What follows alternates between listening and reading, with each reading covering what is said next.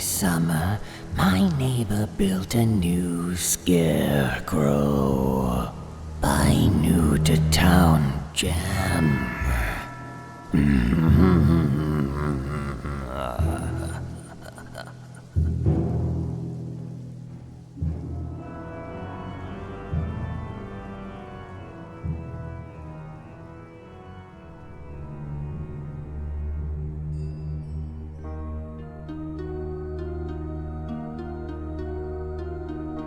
The rural area I grew up in made the smallest towns appear densely populated.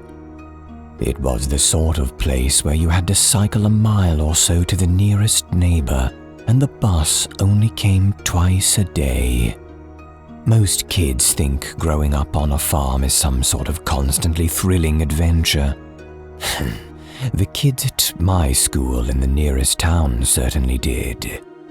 They didn't see me waking up at 4 in the morning just to get ready in time for my parents to get me there, or how lonely the weekends were when your friends lived so far away. No, they thought it was just all chickens and tractors. In truth, I resented it. The farm was on a large plot of land. We had acres surrounding the house, ending at a thick forested border that separated us from 2 distant neighbors and some fields. My parents would let me play freely on the farm from a young age. My only rule was to stay on the land that we owned. Where the trees started, I should have always stopped. Boredom was a killer. Chickens aren't so exciting when they're your day-to-day life, and there's only so much fun a kid can have on their own. When I was about 8 years old, I started to explore the woods that made up the border, at first weaving in and out of the trees on the edge of the farm, and eventually building up the courage to go deeper into the forest. I was careful, making sure that I embarked on my adventures almost as soon as I'd left the house, so that I had the maximum time to explore without being caught by Mum and Dad.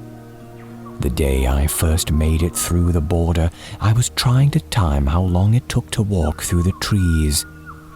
It was 15 minutes until I reached the clearing owned by Mr. Hinchcliffe, an elderly potato farmer to the left of us. He was known by the local people for being insular and quiet. It was a large, circular clearing, cut off from the rest of his land by a different species of tree to the ones in the forest. It's like they had been planted years before to create and keep the clearing separate and hidden. In the center of the circle was a man who stood facing me, unmoving. I was terrified at first, convinced that Mr. Hinchcliffe was about to march me home for trespassing. I tried to conceal myself behind a tree whilst keeping an eye on the man, realizing he hadn't moved much. It took me a moment, but the poles eventually gave it away. That and the lack of feet. The figure started from the ankles. The man in the clearing wasn't a man at all. He was a scarecrow. I was fascinated. I stayed behind the tree but strained my eyes enough to try and get a better look. My parents put scarecrows up around our crops, but none of ours were ever as elaborate as the one that stood in the middle of Mr. Hinchcliffe's clearing. He was so realistic. More realistic than anything I had ever seen before. He wore a red checked shirt, a straw hat, and a wide smile stitched across his face from the corner of one side of his mouth to the other. I wanted to get closer, but as I started to emerge from the trees, I could feel his eyes on me and could have sworn that I saw his fingers move. I ran back through the woods to the farm, eager to get home and try to forget about what I'd seen, my little heart pounding. I didn't tell my parents about the Scarecrow or the clearing, but as I lay in bed that night, all I could think about was that smile stitched across the face. I spent hours that night convincing myself that scarecrows couldn't move. What I'd seen must have been the wind. I was just freaking out over nothing. I tried to stop myself going back, but I desperately wanted to get a closer look. I wondered what Mr. Hinchcliffe had used to make his scarecrow look so realistic, and my curiosity eventually got the best of me. 3 days after my initial discovery, I left the farm and made my way through the same dense section of woods until I reached the clearing again. I stopped behind the same tree as before, inspecting the scarecrow until I gathered the bravery to get a little closer. Mr. Hinchcliffe's creation was even more spectacular up close. I couldn't work out what material he had used to make the face. It was like something out of a film. I touched the skin to try and understand what it was, but I couldn't. It felt like my own, but just colder. I was in complete awe. The smile had been stitched into the skin-like material. It must have taken the old man hours. If the scarecrow ever had feet, they had been buried into the dirt to try and help him stand. Poles were driven into the ground behind him and tied to the torso, keeping him propped up and secured. The longer I looked at the scarecrow, the more I started to feel like he was alive in ways. I was certain that he occasionally blinked and that his chest rose and fell. I was cautious and more than a little unsettled, but I took my time and inspected him as much as I could. Walking back to the farm through the trees, I couldn't get the scarecrow out of my thoughts. I struggled to make conversation over dinner, my mind completely filled with that stitched-up smile. I became obsessed. I returned every day for the next 3 weeks. The clearing became my place of solace, and the scarecrow that stood there my best friend. I would sit by his planted ankles reading and drawing in my sketchbook. I named the scarecrow Peter and spoke to him whenever I could. I told him my deepest thoughts and feelings, even cried to him when I was sad, and spent every moment that I could with him. I was careful not to sit in the clearing for too long, and always returned to the farm before my parents felt I was gone. I wished I could have spent more time with Peter.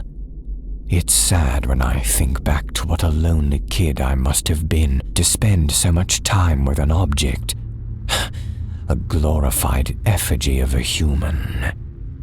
With every visit, the rising and falling of Peter's chest lessened.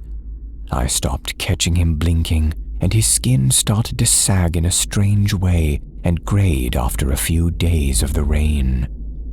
I knew it must just be me getting used to him, realizing that he was never going to spring to life and answer me like a real friend I'd wanted.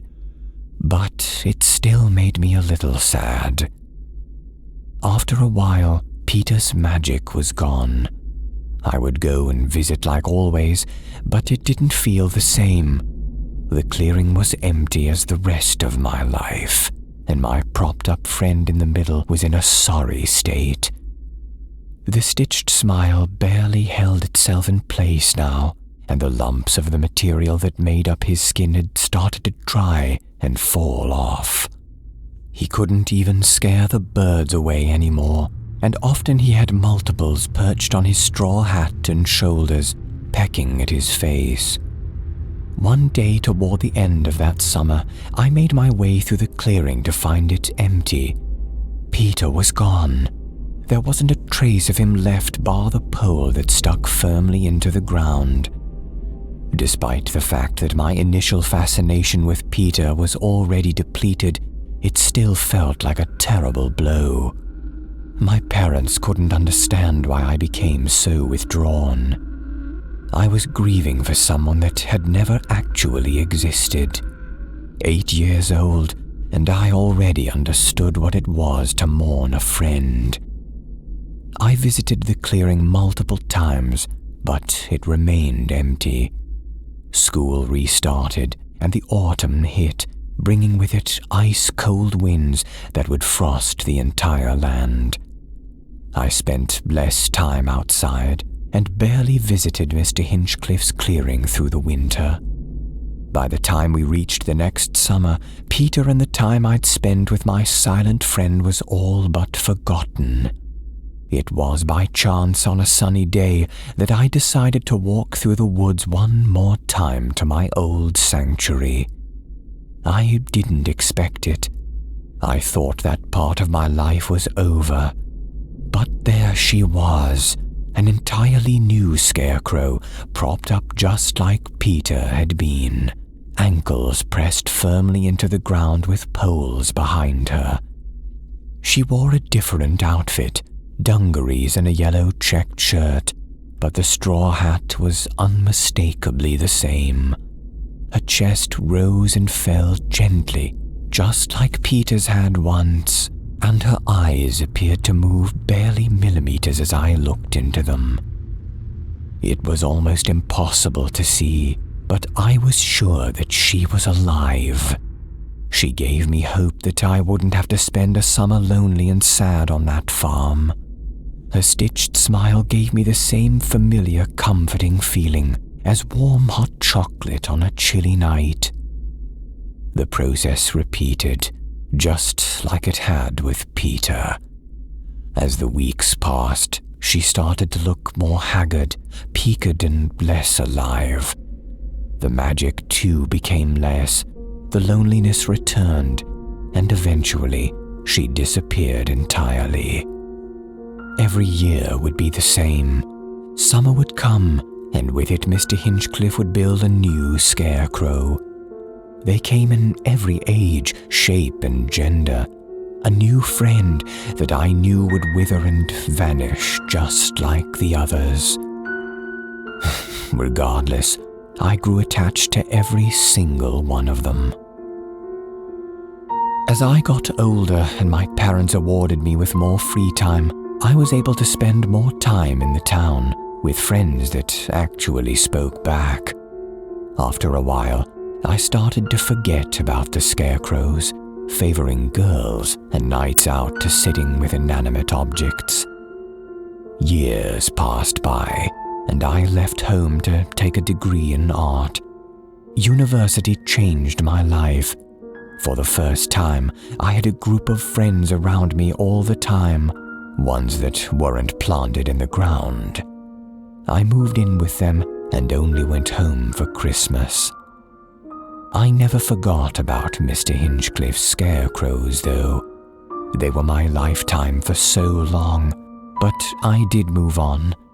I didn't need them anymore. It's been 3 years since I spent a summer on the farm, and lockdown with this virus has forced me back here. When my housemates all returned to their families, I couldn't bear the idea of just me being in the house, so I did the same. I wasn't intending to visit the clearing. In fact, it's been years since I really thought about it. I've been wrapped up too much in a social life that I never had as a kid. It was only when my mother brought up her new friend Linda, who now lived at the farm to the left, that I was reminded of my childhood secret, one that I now wish I could erase. "What happened to Mr. Hinchcliffe?" I asked, my heart sinking at the sudden realization that I would never get to see another one of his amazing creations. My mother hung her head, trying to plan a response. "It was awful, Charlie. All over the local news. He stopped responding to his sister's calls last year, and after a while, she sent local police to do a welfare check. When they arrived, he wasn't in the house, so they started searching the land. and they found him, collapsed in a wooded bit just on the other side of our trees. He died of a heart attack. Why would that make the news? I asked, a bead of sweat running down my neck as I imagined Mr. Hinchcliffe dead in the clearing. My clearing. My mother's face somehow lowered further. He wasn't alone, Charlie. They found a woman strapped to a pole next to his body. He'd been injecting her with some sort of drug that kept her completely paralyzed while conscious. He'd planted her feet in the ground just to keep her upright and dressed her up like a scarecrow. Police combed the land and found 45 such bodies buried. He'd been at it for 45 years. I felt bile rising in my throat. My mind started to connect the dots that I'd never imagined. What happened to the girl? I asked. She survived, barely. When they finally got her conscious, she wrote a letter explaining that she'd been strapped to that pole for 2 weeks before she was found. Hinchcliffe took every precaution possible to keep her alive up there. Worst of all, she can only communicate through writing now, after what he did to her face. The sick fuck cut her mouth up, only to stitch it back into a smile.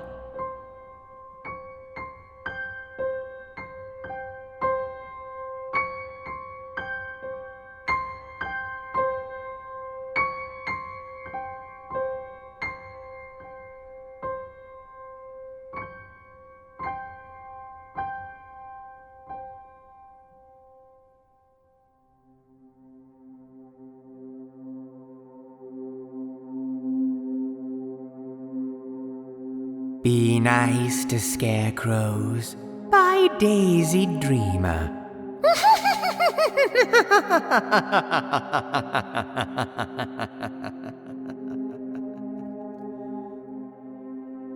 I was just getting ready to start 7th grade when my parents decided to move me and my older sister down to live with my grandma in rural Ohio. Grace and I had lived in Cleveland our entire lives and were devastated to be moving away from the friends and neighbors we had grown up with. But my parents insisted that it was only temporary, just until they could get back on their feet. Money, I guess. Dad had been laid off from his construction job, and they were having financial difficulties. So I slapped a smile on my face, and Grace turned her usual scowl into a neutral face of displeasure and pretended that we weren't terrified of living in the country. We arrived at Grandma's house a week before school and started to try and settle in. Not much time, folks. The culture shock was almost immediate. For one, Grandma lived down a very long dirt road with only one other house. It was a very small, shabby house, about a quarter mile up the road from Grandma's house. It had obviously been abandoned for a long time. I asked Grandma if she knew who lived in it, and she said that she had lived in it 30 years before, and she didn't remember anyone else living in that house.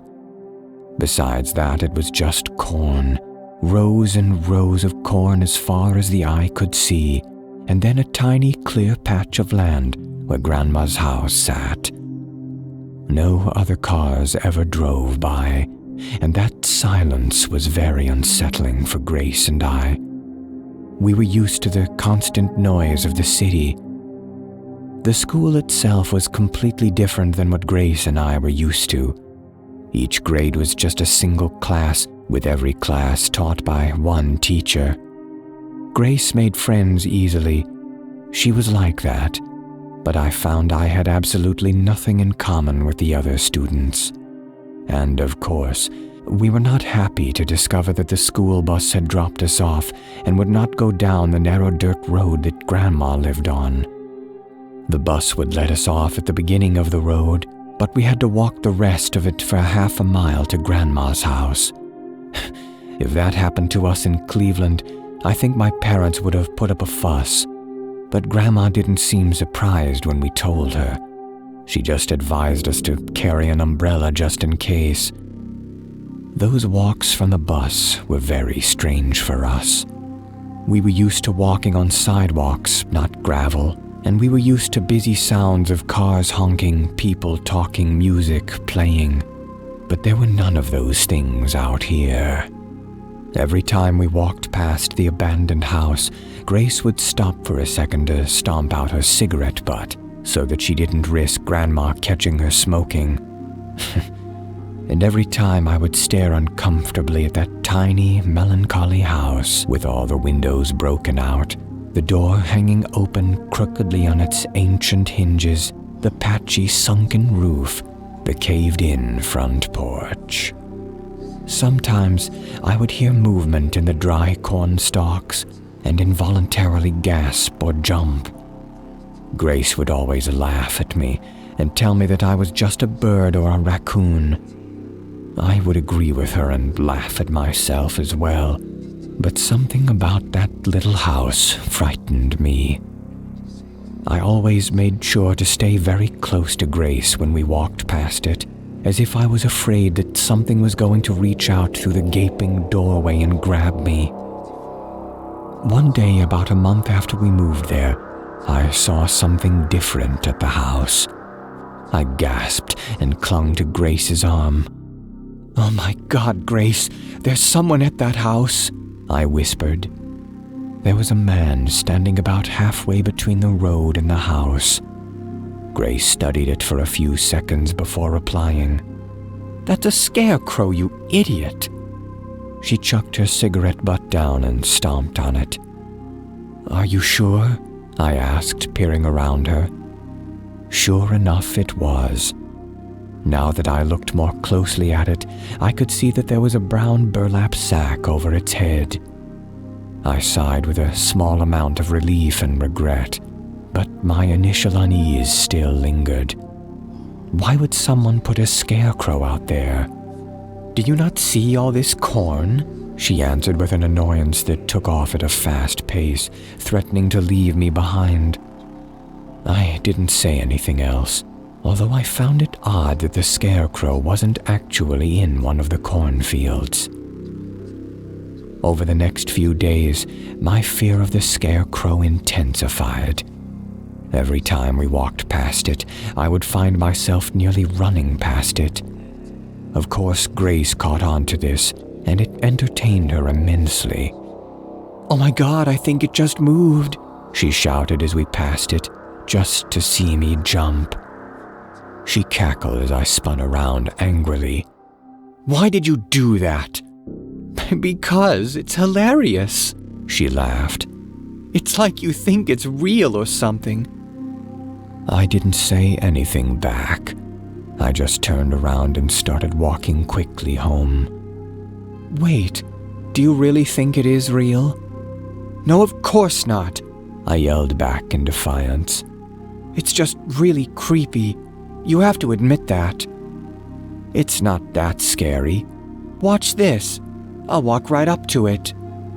She began to walk confidently across the field and toward the scarecrow. I felt cold fear bubble inside of me. "No, Grace, don't!" I yelled out and took a couple of steps after her. "This is a bad idea." She just laughed at me again. "You're such a little chicken." She was halfway between me and the scarecrow now. "Look, I'll even touch it." "Grace, please don't," I said quietly, unexpected fear rooting me to the spot. She took a few steps closer. "Come here. I want you to see that it's not scary." She beckoned me over. "Hell no," I shouted and backed away instantly. "I'm not going anywhere near that thing." "Get over here now or I'll tell Sandy Hutchins what you wrote about her in your notebook," she said with a mean sneer. I stood in place for several seconds, my fear of the scarecrow, my anger towards Grace, and my embarrassment about Sandy Hutchins intermingling. Finally, I forced myself to walk towards the object and face it. When I was a few feet away from it, I couldn't help but cover my nose. Ugh, what is that smell? Probably you, Grace retorted without missing a beat. Okay, stay right there. I'm gonna punch it. Why? I couldn't help but ask. She looked at me like I was stupid. Because I'm not a chicken like you. Grace was a tough girl who had been in her fair share of fights. She drew back her fist and hit the Scarecrow's torso with all her power. There was an explosive pop, and then a shower of red and green and black slime spilled out over the Scarecrow and coated Grace from head to toe. The smell hit me like a wall of putrescence, and I immediately doubled over and started to dry heave. It's a body! Oh my God, it's a body! Grace started to screech, flying past me while shucking off her jacket, bits of guts and innards sticking to her hair and clothes. I took a step and almost fell over. My stomach was busy trying to retch up everything I had eaten for the past week. Hurry the hell up! We've got to get out of here! She screamed over her shoulder at me. I staggered a few steps in her direction before my head cleared enough that I could begin to grasp the situation. As soon as I was able, I took off sprinting for Grandma's house. By the time I got there, Grace had beaten me by about 30 seconds. She was screaming hysterically while peeling off her disgusting clothes, and Grandma was already snatching up the phone to call 911. It took the police about 15 minutes to drive down to Grandma's house, and by that time, Grace was already upstairs sobbing in the shower. I hadn't been as traumatized as Grace, so I offered to walk up the road with the police officers and show them where I had found the body.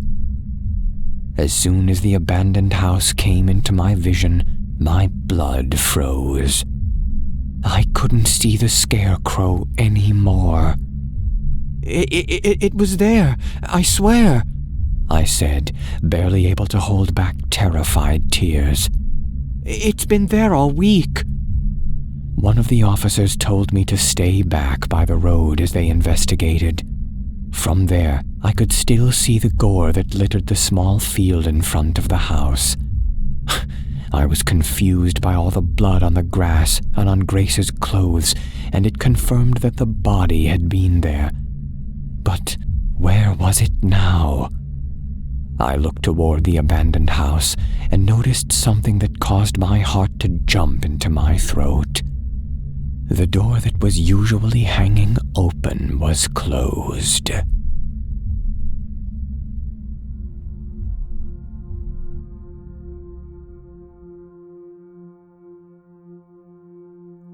Scarecrow by Salami Mommy.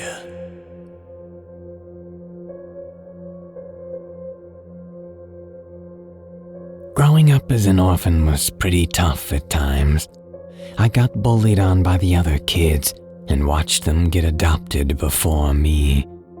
I didn't know much about my parents, except they were druggies. My sperm donor wasn't in the picture, and my mom died of a heroin overdose when I was a week old, according to what I was told. I was born with it in my system. No 10-year-old needs to know what that is. I did get adopted, though. I just turned 11. A middle-aged farmer picked me and my luggage up in an old red F-150. The seats had a few tears. It had a cassette player with a knob missing and rust everywhere. You could hear it clicking from the tailpipe to the front bumper. I questioned how Brenda, who runs the orphanage, could let a person who didn't seem to have a lot of money adopt me. My name is Clyde, he said, while spitting out Levi Garrett in a paper cup. I'm Harry. The hell you are. You've got a buzzed head, he cracked while rubbing the top of my head. I guess this wasn't so bad. My dad seems to joke around a lot. We pulled up to a huge farm. Stalks of corn were for acres and acres. He had a pretty decent-sized house that was white. It needed some paint, though. He had a lot of people working in the fields. I was too happy to see that they were not. "Most successful corn farm in Nebraska," he said pridefully. He took me on and carried my luggage, which was just a toothbrush and a few sets of clothes. My room wasn't too big. It seemed cozy, though. It had a twin-sized bed, a closet, and a little desk. "It's not much, but it will do. Maybe we can get you a baseball and some toys." "I'd love that." I was eager. I mean, with all the other orphans, they would steal my toys. They would leave. It wasn't fair. Later that night at dinner, I asked him, "For you to be running the most successful farm, why don't you have a nicer truck or bigger house?" "I have what I need, not what I want," he said while chewing up his fried chicken. I heard the front door open, and I heard a TV turn on. It didn't sound like footsteps, a bit more like a can shaking. I turned around and saw a scarecrow on the couch looking at the TV. He had a sackcloth face and drawn-on eyes. His mouth was sewn, old overalls and a red flannel shirt. "That's funny. Who knew you had pranks?" I told Clyde. He took a sip of water. "No, son. That's your uncle." I turned around, and the scarecrow turned his head to me. I couldn't even scream. I didn't know what to think.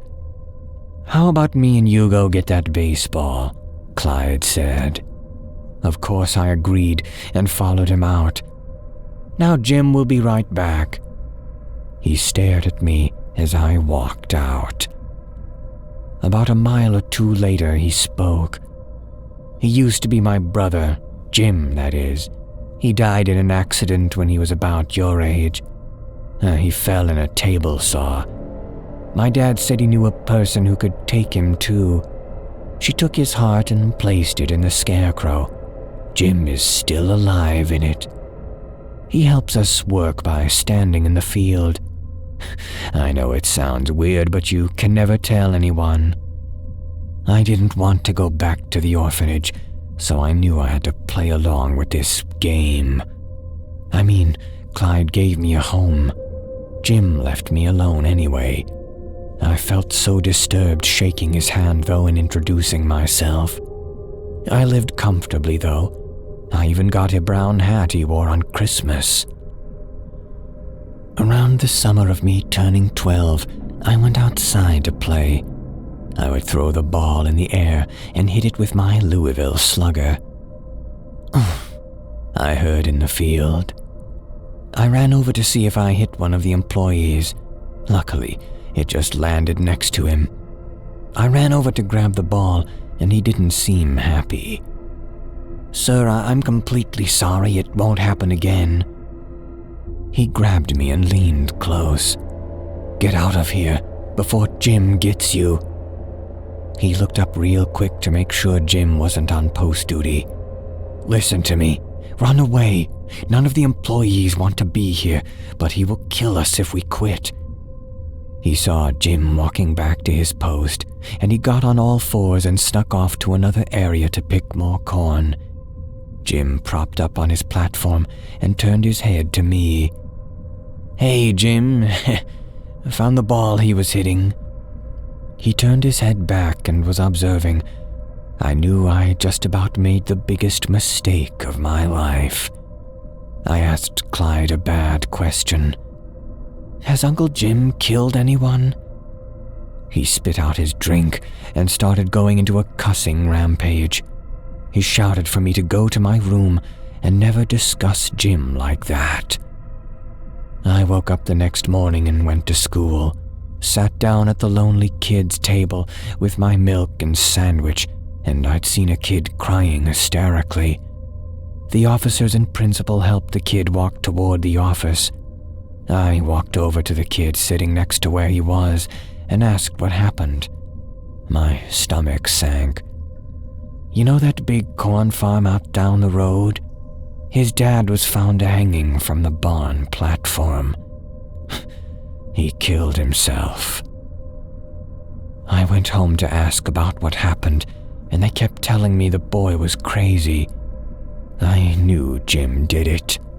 The last year I lived with him was rough. Clyde hit me ever so often, and they made me do hard labor like the men in the fields. I woke up most nights to Jim lying next to me, watching me so I wouldn't leave. I packed my things early one morning as Jim was in bed. I tried sneaking out, but got dizzy. I fell down when I walked out of the room. I felt a huge pinch in my neck. I woke up that evening in the barn. It stunk in there. It was surrounded with hay and I couldn't move. I was strapped in. Clyde walked in. We had such a good thing going, you unlovable orphan. Jim was walking behind him as he continued. Let me tell you this. Brenda knows. Every few years I buy one of you shitheads and I see Jim likes them. He hasn't liked any for a while though. Some got sent back and some will never be found. Apparently, Brenda was the daughter of the witch who did this. What does it mean if he likes you? He took a hit from his rolled cigarette. Jim didn't get a normal childhood, and he loves you. We're going to switch your bodies. I tried screaming, but it wouldn't work. Jim gets to be a boy, and you get to be stuffed with hay. He pulled out some hay and a knife. I closed my eyes, knowing this was the end. I know this had to happen to kids before me. I heard a loud bang. I opened my eyes to see an employee holding a shotgun. Clyde's head was missing.